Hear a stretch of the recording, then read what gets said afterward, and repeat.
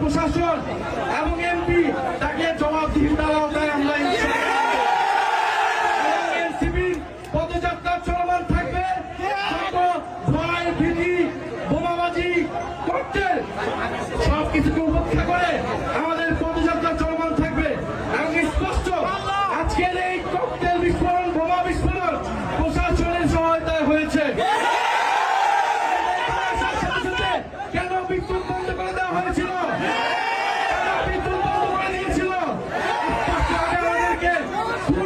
পরিকল্পনায় এখানে বোমা বিস্ফোরণ করা হয়েছে।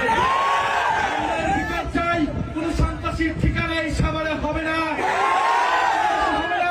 যারা গণহত্যাকারীদেরকে প্রশ্রয় দিবে, যারা সন্ত্রাস চাঁদাবাজি খুনিদেরকে প্রশ্রয় দিবে, যারা দুর্নীতিবাজকে প্রশ্রয় দিবে, তাদের পরিণতি আওয়ামী লীগের